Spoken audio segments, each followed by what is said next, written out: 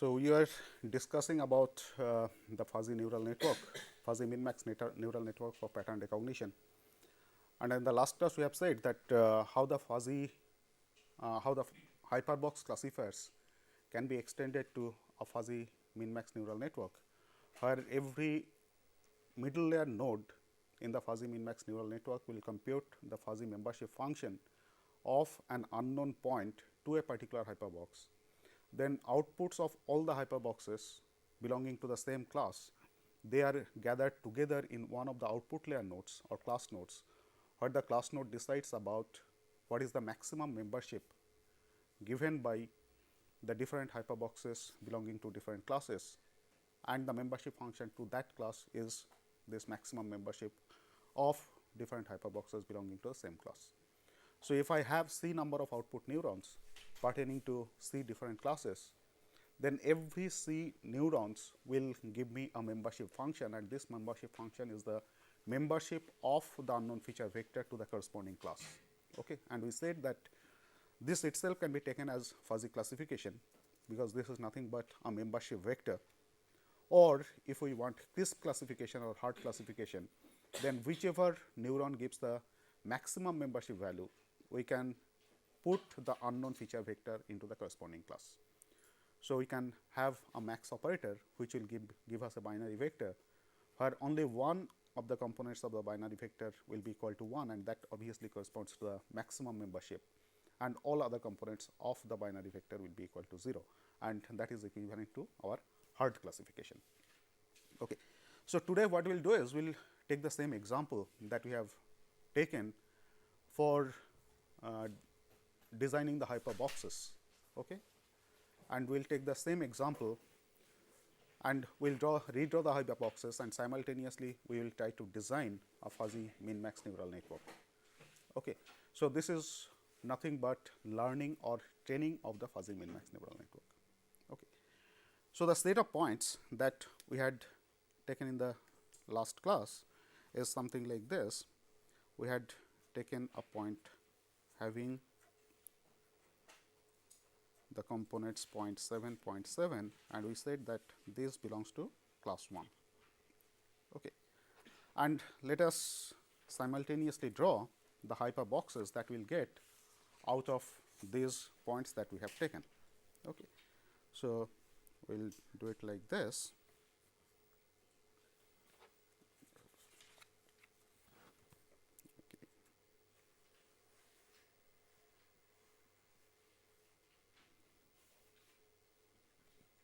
The lines are very light.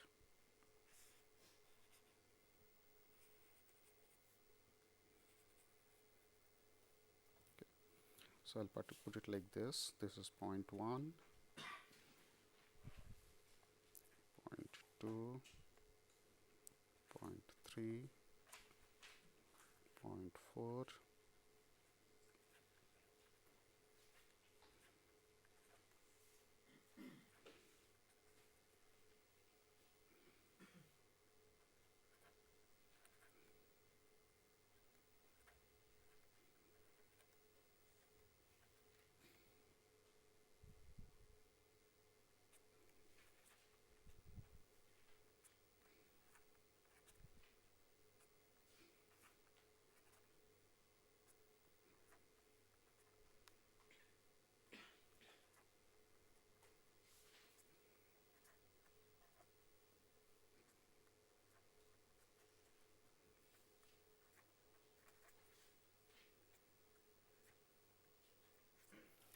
Okay.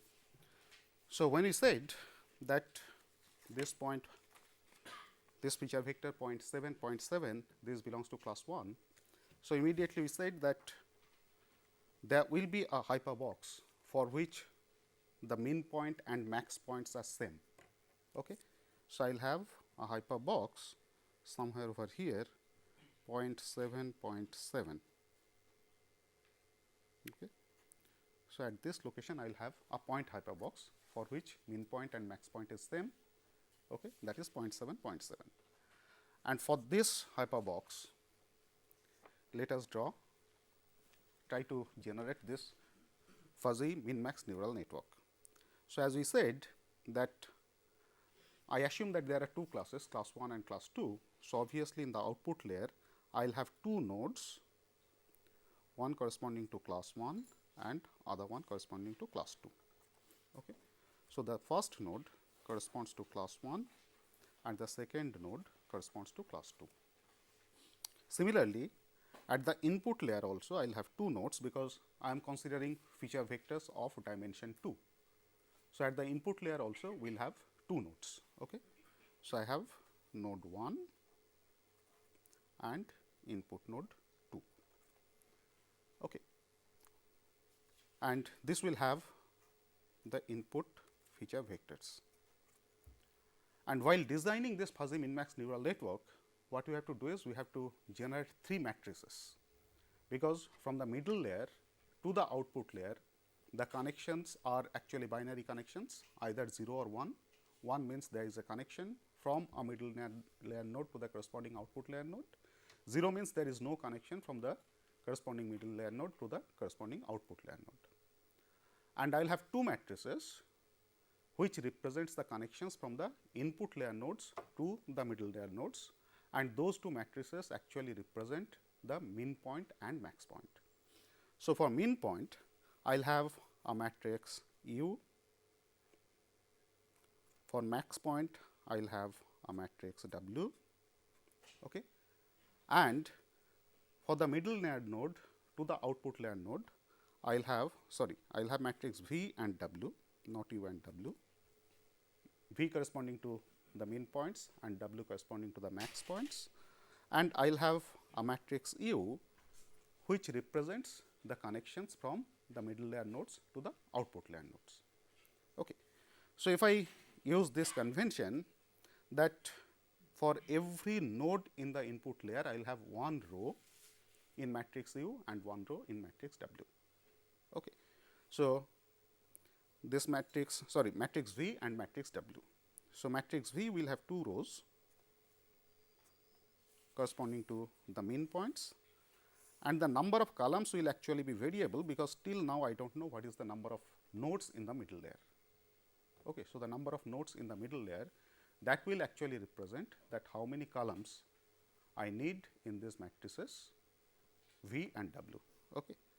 So, matrix V will have two rows, similarly matrix W will also have two rows. Similarly, for matrix U also, let us assume that we will have two nodes. I mean, it depends upon which way I represent the matrix. Okay. So, here in matrix U, a row will correspond to one of the nodes in the output layer node, the other row will correspond to the other node in the output layer node. Okay. So, from input layer to middle layer, a connection V I j will represent a connection from ith node in the input layer to the jth node in the middle layer. Okay. Whereas, in matrix U, the entry U j I, okay, will represent the connection from the jth node in the middle layer to the ith node, a connection from U j I will represent a connection from the ith node in the middle layer to the jth node in the output layer. Okay. Or I just said the reverse, jth node in the middle layer to the ith node in the output layer. Okay. So, accordingly, for every node in the output layer I will have a row. So, in these matrices what I have to go on adding is the number of columns. Okay. So, for the first point that we have considered, this point is 0.7, 0.7. Okay. So, min point and max point they are same, right. So, accordingly, in matrix V I will have to introduce 0.7, 0.7, because that is the min point. Okay. Similarly, matrix W I will have to introduce 0.7, 0.7, because that is also the max point. Okay. And I have to introduce one node in the middle layer corresponding to this particular feature vector 0.7, 0.7. Okay. So, the corresponding entries in matrix V and W I have already established, and it is known that this feature vector belongs to class 1. Okay. So, as this node belongs to class 1, so the corresponding column in matrix U will be 1, 0, indicating that this node is connected to C1 only, this node is not connected to C2. Okay. Similarly, when I consider the second point that I have is point B, which is 0.75, 0.75, and this belongs to again class 1, right. So, coming over here 0.75, 0.75 is this point, this also belongs to class 1. So, I generate a hyperbox, assuming that this expansion is permitted, I generate a single hyperbox containing these 2 points. Okay. So, now find that the earlier min point and max point that we had generated, this min point and max point gets changed, and I am not introducing a new node in the middle layer, only the min and max points I have to change, and because I am not introducing any node in the middle layer, so the matrix U will remain unchanged. Okay. So, what I have to do is over here the min point is now minimum of these two. Okay. In the first dimension, the minimum of 0.7 and minimum of 0.75, it remains 0.7. Similarly, minimum of 0.7 and minimum of 0.75, it remains 0.7. Whereas the max matrix, that will be maximum of these two. Okay. So, it will be 0.75, 0.75, right. So, the matrix W, though initially we had set it 0.7, 0.7, now it will be 0.75 and 0.75. Okay. So, any time the min point and max point gets changed, I have to change the corresponding entries in matrix V and matrix W. Okay. Now comes the third point. The third point that we considered was point C, which is 0.9, 0.9, okay. And we said that this point belongs to class 2. Okay. So, I will take this 0.9, 0.9 over here. So, 0.9 and 0.9 is this one. Okay. And this belongs to class C2. So, obviously, I cannot expand any of them to include this particular point. And this is the first point, the first feature vector that is considered from class 2. Okay. So, naturally, I have to introduce a new node in the middle layer, right. So, I introduce a new node in the middle layer, and as I know that this hyperbox will belong to class C2. So, this will only have a connection from here to C2, it will not have any connection up to C1.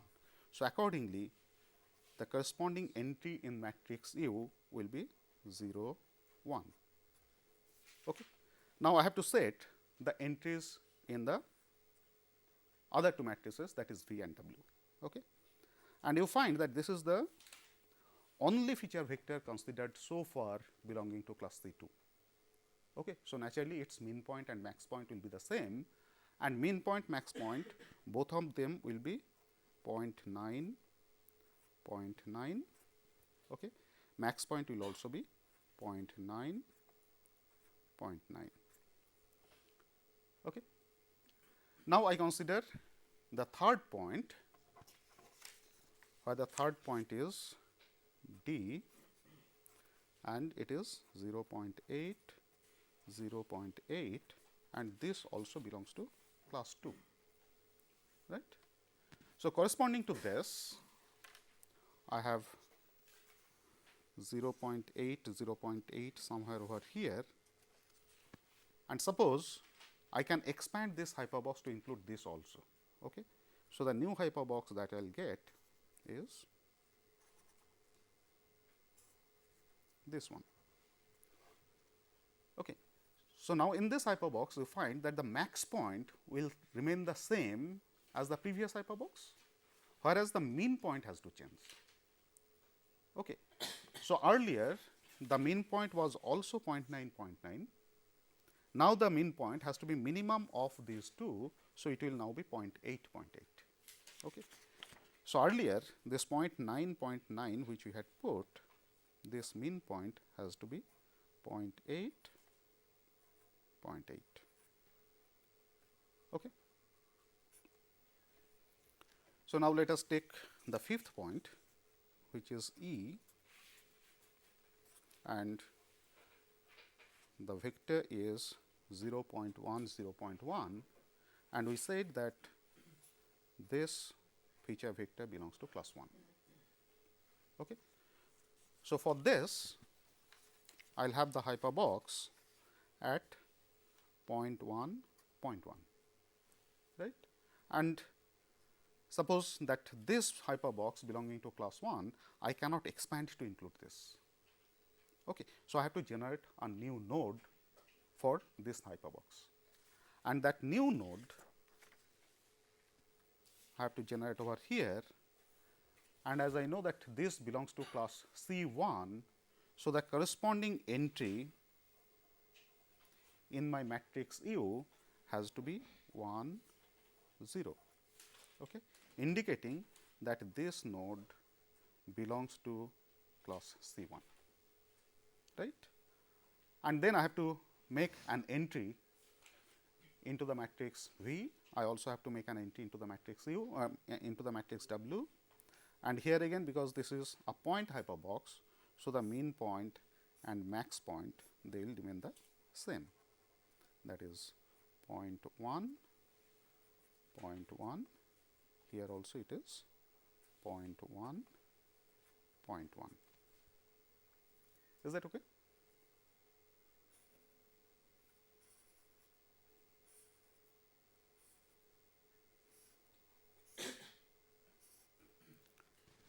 So, then let us consider the other point, that is point F, whose coordinates are 0.2, 0.2, and this point also belongs to class 1, right.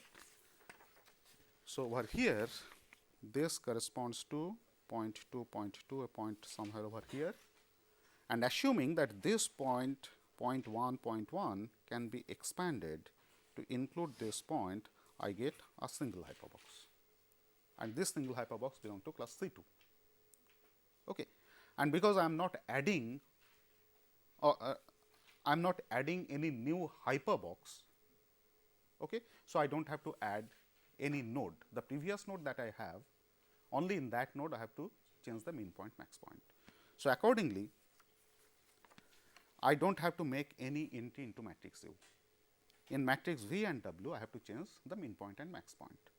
So, the new mean point that remains minimum of these two.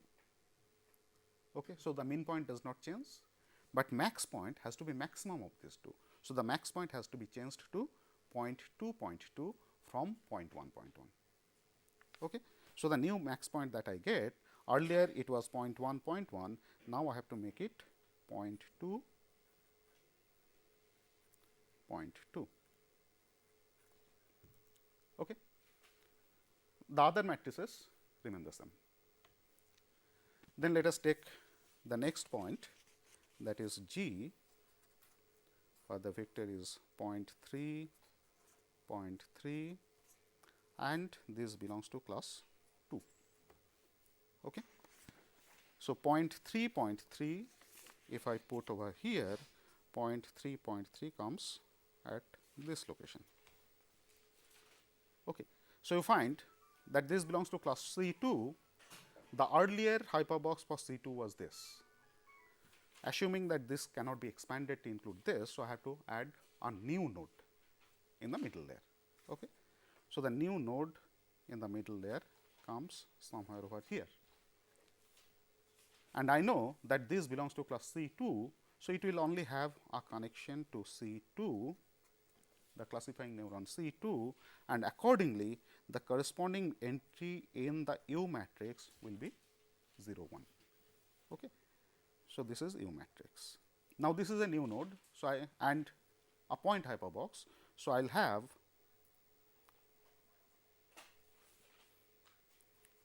the mean point and max point, which is same as 0.3, 0.3, max point will also be 0.3, 0.3. Okay, the same mean point, max point. Then you come to the next point, which is 0.15, 0.15, and this also belongs to class 2. Okay. Coming over here, 0.15, 0.15 is this, right? And assuming that I can expand this to include this one, so the new hyperbox that I will generate is this one. Okay. So, this becomes my new hyperbox. And now you find that this one is hyperbox belonging to class C2, this is hyperbox belonging to class C1. So, whenever I have such a situation, because there is an overlap, I have to break these two hyperboxes. Okay. And to break these two hyperboxes, I have to find out that in which dimension the overlapping is minimum. So, here you find that along the horizontal dimension, the overlap is, this is 0.15 and this is 0.2. So, the overlapping is 0.05. In this dimension, it is 0.15, this is 0.2. So, in this dimension also it is 0.05. So, in both the dimensions, the amount of overlap is same. So, I can break this hyperbox in any of the directions. Okay. So, let us assume that we break the hyperbox along the middle of the first dimension over here. So, when I break this, I get two hyperboxes. One hyperbox is this one, which belongs to class C1, and the other hyperbox is this one, which belongs to class C2, right. Now, over here you find that when I am breaking these two hyperboxes, I am not generating any new hyperbox. There was a hyperbox corresponding to this, and there was a point hyperbox corresponding to this. So, it is the point hyperbox which has been expanded to include the second point, and while it was expanded, there was an overlap. Because of this overlap, I had to contract this hyperbox. Okay. So, what I have to do is, I have to change the mean point, max point accordingly for this hyperbox, which was a point hyperbox earlier. I have to change the mean point and max point for this, which hyperbox was already existing, right. So, what will be the new mean point, max point? For this hyperbox, the mean point remains the same, right. What is the max point? Max point is this coordinate, right. And what is this coordinate? This coordinate will be 0.15 and 0.2. Sorry, yeah, max point for this hyperbox will be 0.15, 0.2, right. So, this is 0.15,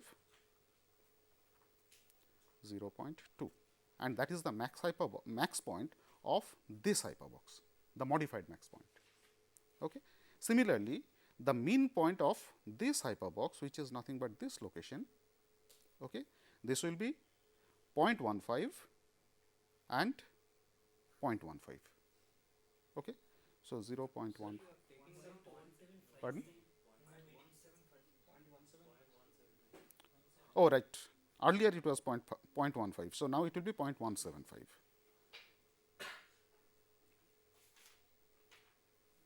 0.175, and this will remain same as 0.15, right. And this is 0.175 and 0.2.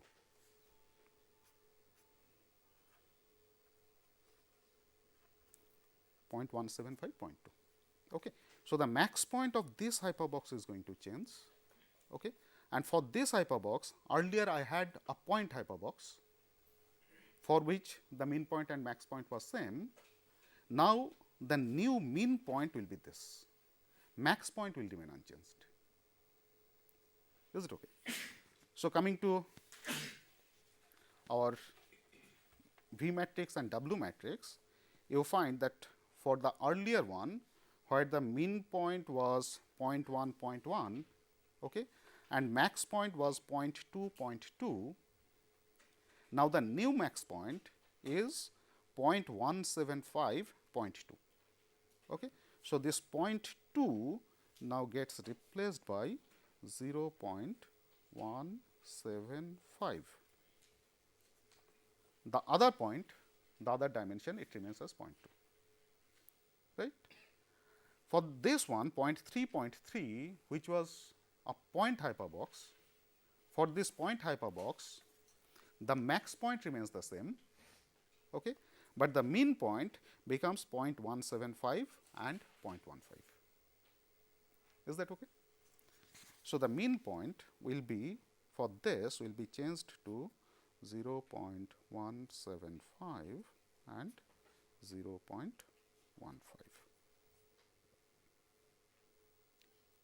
Is it okay? Now, let us take the next point. The next point is I, for which the coordinate is vector is 0.45, 0.45, and this belongs to class 1. Okay. So, for this I have 0.45 and 0.45, this belongs to class 1. Okay. And suppose this cannot be included in any of the hyperboxes after expansion. So, I have to make a new node for this particular point, whose corresponding to which the vector is 0.45, 0.45. So, I generate a new node, and I know that this node belongs to class C1. So, accordingly, I have to make a connection from this node to class C1, and correspondingly matrix U will be modified as 1, 0. Okay. And I have to enter the mean point and max points in these two matrices, and because it is a point hyperbox, so the mean point and max point will remain the same. So, both of them are 0.45, 0.45, here also it is 0.45, here also it is 0.45. Okay. So, when I consider the next point, that is point j, corresponding to this the feature vector is 0.5, 0.5, and this also belongs to class 1. Okay. I come over here 0.5, 0.5, that is this, okay, and assuming that this point hyperbox can be expanded to include this, so I generate a new hyperbox. And because I am not adding any new node, because the previous point hyperbox has been expanded to include this, so U matrix will remain the same. However, I have to look at the V matrix and W matrix, and here you find that the max point that is being changed. So, earlier max point was 0.45, 0.45, now the new max point is 0.5, 0.5. Okay. So, I have to change this corresponding entry in matrix W. So, it will be 0.5, 0.5. Okay. Then let us consider the next point. The next point is K. The feature vector is 0.42, 0.42, and this belongs to class 2. Okay. So, I come over here, this is 0.45, 0.45, okay. 0.42, 0.42 will be somewhere over here, somewhere over here I will have 0.442, 0.42. And assuming that this has to be a point hyperbox, I have to have a corresponding node in the middle layer. Okay. So, I have to have a node in the middle layer, and as I know that this node belongs to class C2, so I have to change the corresponding U matrix, right. So, I have to make a column, add a column in the U matrix, which will be 0 1, because this belongs to class C2. Okay. And in the U matrix V matrix, I have to generate, I have to add a column corresponding to this particular point. Okay. So, this is 0.42, 0.42, here also it is 0.42, 0.42. Okay. Then I take the next point. The next point is 0.55, 0.55, and this belongs to class 2. So, according to this, I have over here 0.55, 0.55 somewhere over here, and assuming that this can be expanded to include this, I have this new the modified hyperbox, which comes like this. And now you find that there is a containment. Okay. So, because there is a containment, I have to contract this hyperbox. So, this new hyperbox will be contracted. Let us assume that we contract it from this location. Okay. So, on this side I have one hyperbox belonging to class C1, and on this side I have another hyperbox belonging to class C2. Okay. So, over here you find that this hyperbox was already existing, and for this hyperbox the min max point has not been changed. Okay. So, accordingly the earlier entry in our matrix, V matrix and W matrix, that remains the same, that is 0.45, 0.45, 0.5, 0.5. This remains unchanged, right. Whereas, for this new hyperbox, okay, I had earlier the mean point, which is 0.42, 0.42, that corresponds to this particular point. And when I have expanded this to include the second point, and because of this expansion there was a containment, and due to this containment I had to contract this hyperbox. Okay. So, as I have contracted this hyperbox, the mean point has now changed from here to here, right, and this is my max point. So, what is this new mean point? The new mean point is 0.5,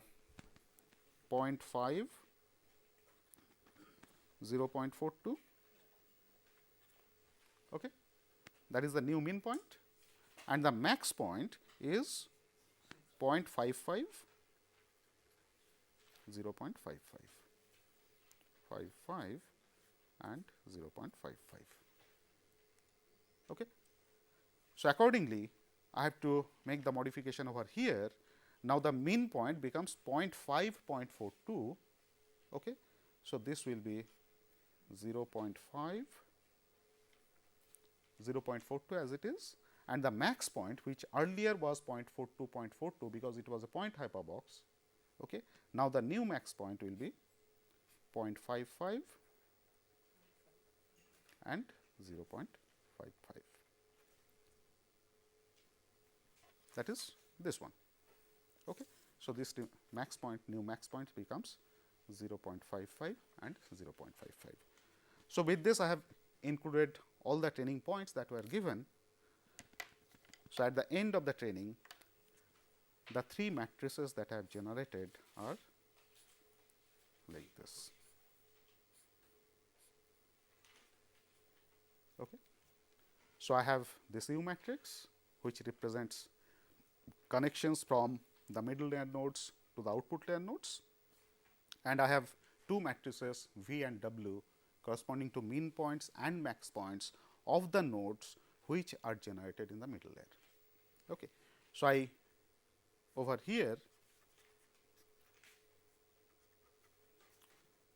these are represented by the matrices V and W, and over here the connection is represented by matrix U. And I have the final memberships computed to the two different classes C 1 and C 2, which comes from the output layer nodes. Is that okay? So, you find that your network has been trained in a single pass, unlike in case of multi-layer perceptron or single layer perceptron. What we have done is, we have changed the weight vectors or the weight matrices iteratively. Every time a given feature vector becomes misclassified, then following the gradient descent approach or following the back propagation learning, we had to change the weight matrices for different layers. And once it is changed, I have to recheck with all the samples, all the feature vectors which was used to train the neural network before this. That means, I have to come to a conclusion that the multi-layer perceptron or single layer perceptron has been trained properly only when in a pass all the samples are correctly classified, all the training samples are correctly classified, or the error that you get is less than certain specified value or less than the tolerable value. So, the training algorithm of the neural network in such case was an iterative algorithm, whereas in this case the neural network is trained in a single pass. Okay, because every time what I am doing is, if there is an overlap, I am immediately contracting the existing hyperbox, which takes care of the fact that there is no overlap or no ambiguity during classification or during testing. Okay. However, as we said before, that the problem with this fuzzy min max neural network is that as we are going for contraction. Okay. So, here you find that say this point, which we know that this belongs to class C 2, but because of overlap and contraction, finally this point has been classified into class C 1. Because now, if I after this contraction operation, if I present the same point to this neural network, the neural network will say that this point belongs to class C 1, though I know that this point belongs to class C 2. Similarly, for this, I know that this point belongs to class C 1, but after creation of these hyperboxes and contraction of these hyperboxes, if I present the same point to the neural network, it will say that this point belongs to class C 2, though I know that this point belongs to class C 1. Okay. So, that is the disadvantage of this kind of neural network, and such a kind of problem you get both over here and over here. Because earlier we know that this point belongs to class C 1, okay. But after creation of these hyperboxes and contraction, now if I present this point to the neural network, what it will do is, this for this point it will try to calculate the fuzzy membership function to this hyperbox and also the fuzzy membership function to this hyperbox. And now you find that this point is nearer to this hyperbox than this hyperbox. So, the fuzzy membership function for this hyperbox will be more than the fuzzy membership function for this hyperbox. So, naturally, if I go for hard classification, this point will be classified to this class C 1, though we know that it actually belongs to class C 2. Okay. So, after this expansion and contraction process, you see that the training samples which are used to train the classifier, train the neural network, those samples themselves will be misclassified, or some of those samples themselves will be misclassified. So, naturally, due to this contraction, we are introducing some amount of error in our learning process or in the training process. Okay. So, we have suggested some modification to this kind of algorithm, that is by introducing the concept of compensatory neurons. So, what we have done is the basic structure or the classifying section of this neural network called reflex neural network remains the same as what has been suggested by Patrick Simpson, that is fuzzy min-max neural network. Okay. So, in the new architecture, I have as before a number of classifying neurons in the output layer,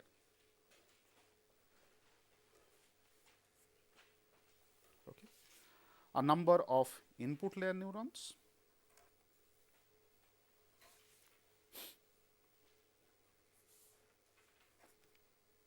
let me draw on another paper.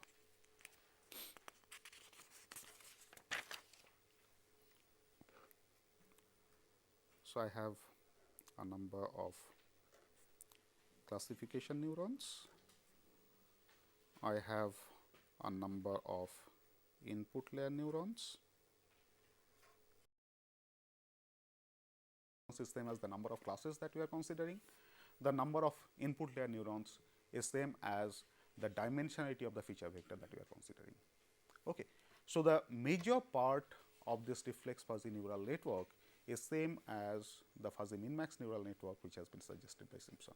Okay. And we have this middle layer nodes which are basically hyperboxes.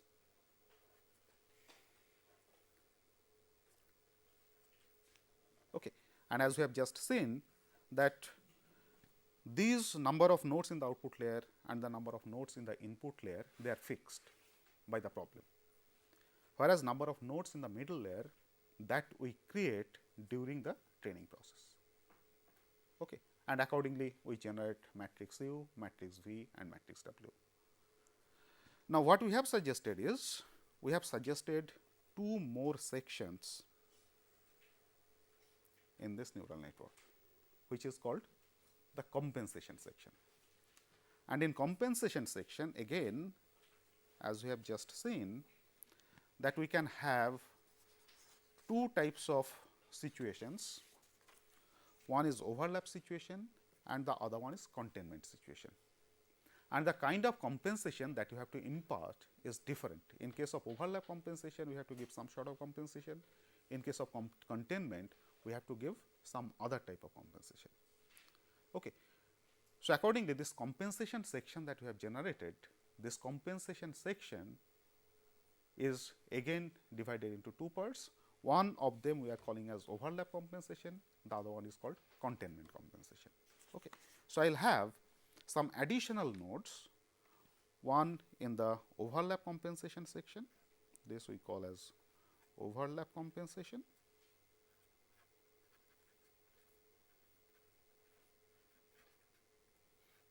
and the other one is containment compensation.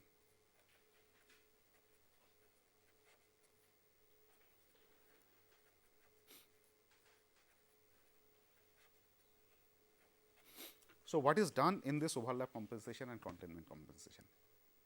Whenever there is an overlap, like here, while training, if we find that there is an overlap, in the previous case what we have done is, we have contracted the hyperboxes to remove that overlap. Now, we do not go for contraction, but we go for gradation of the membership function within that overlap region. Okay.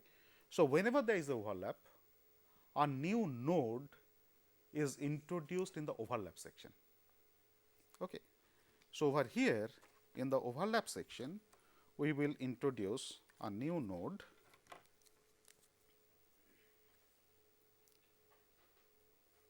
okay. And this new node will give one compensation to the classifying neuron corresponding to this hyperbox and another compensation to the classifying neuron corresponding to this hyperbox. Okay. Because I cannot grade the membership of only one hyperbox, I have to grade the membership of both the hyperboxes. Okay. Because if a point falls within this region, in the overlap region, normally our classifying neuron in this section, classification section, both of them will give membership to membership function of 1 to this class and membership function of 1 to this class.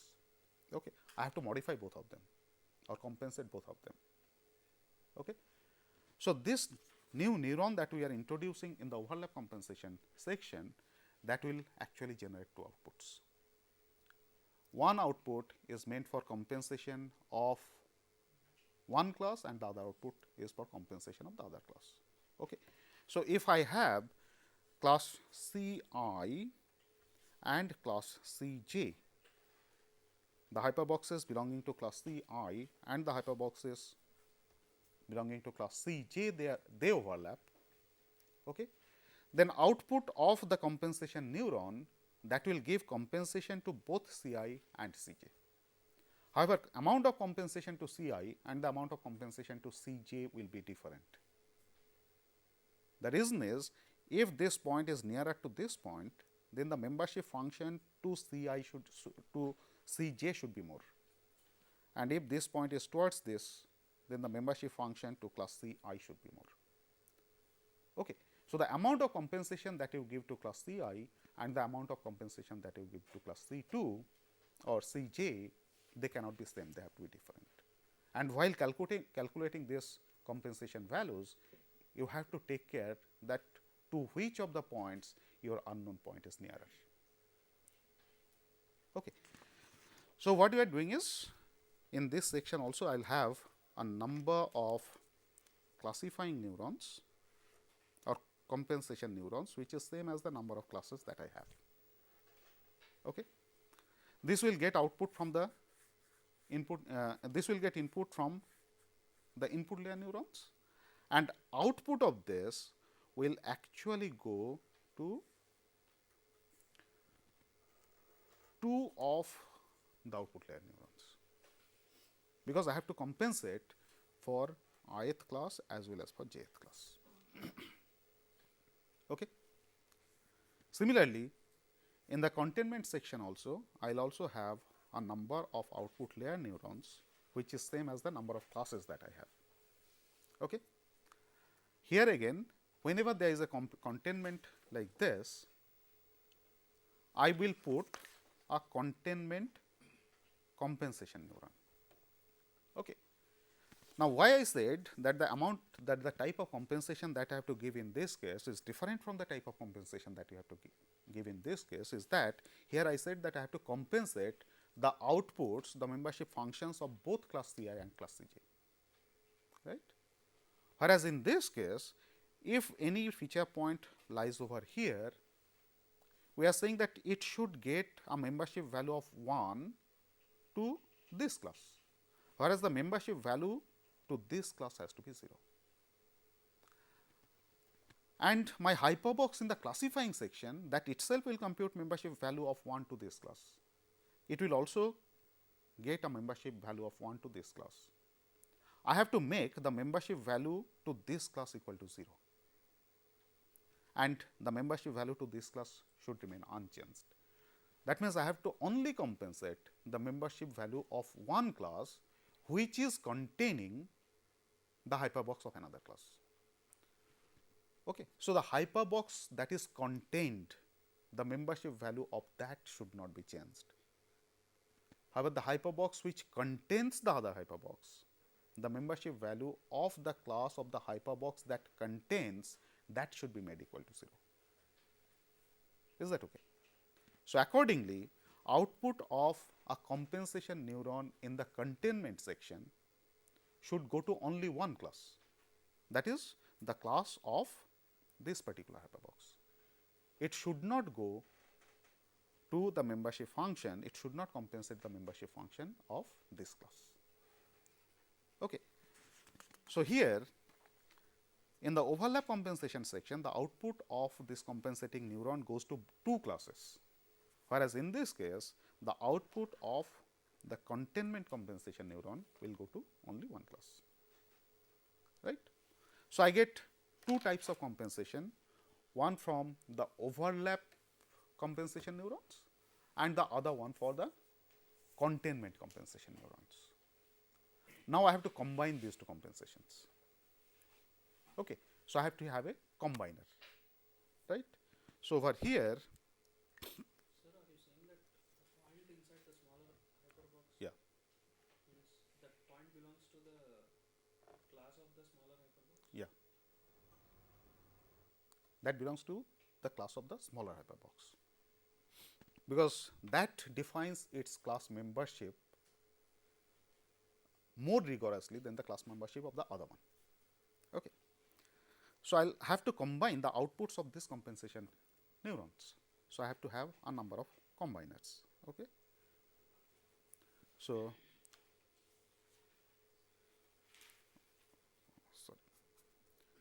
I will combine the output of this and the output of this. So, these are outputs of the output layer neurons of the compensation class belonging to the same class.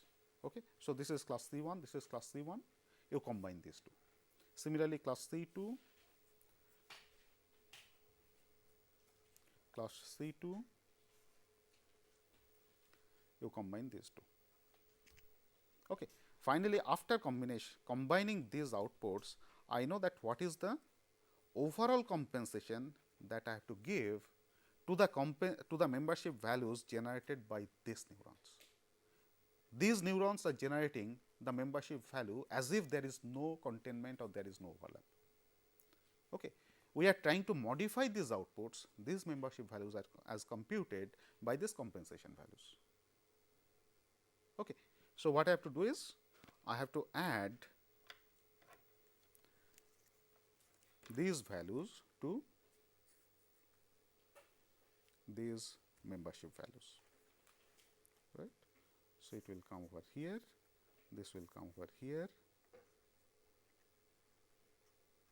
and then finally, I get the final membership value. Okay. So, you find that in case of this neural network, without any compensation section, if the membership value to a particular class, the ith class was mu I,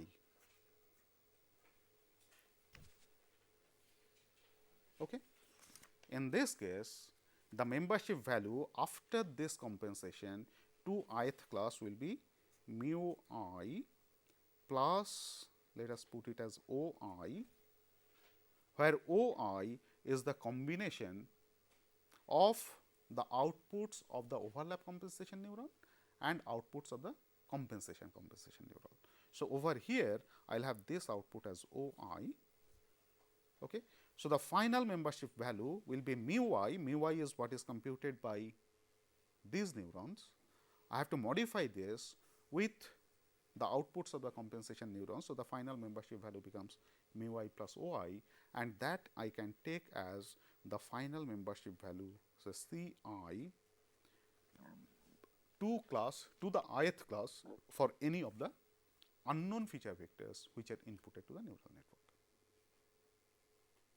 Okay. So, when this compensation section neurons, whether it is overlap compensation or containment compensation, they compute the compensation values, they will make use of the same V and W matrix, the mean points and max points that we have generated for these hyperboxes. Okay. So, they will make use of the same mean point and max point to compute what should be the compensation given, and this compensation will be computed only when an unknown feature vector falls within either the overlap region or the content region. This will not be computed if the unknown feature vector falls outside the overlap region or falls outside the containment region. And when you get this, the final membership value, your classification will depend upon this final membership value. So, the classification, instead of doing based on mu I, it will be based on C I. Okay. So, in the next class, we will see the details of the membership computation or the compensation computation as done by this overlap compensation neurons and the containment compensation neurons. Okay. So, we will take the same example to design our reflex fuzzy min max neural network with, I will take the same example because I have a case of overlap, I also have a case of containment. Okay. So, with that we will illustrate that how this neural network with compensation neurons that can also be generated. Okay. So, we will stop here today. Thank you.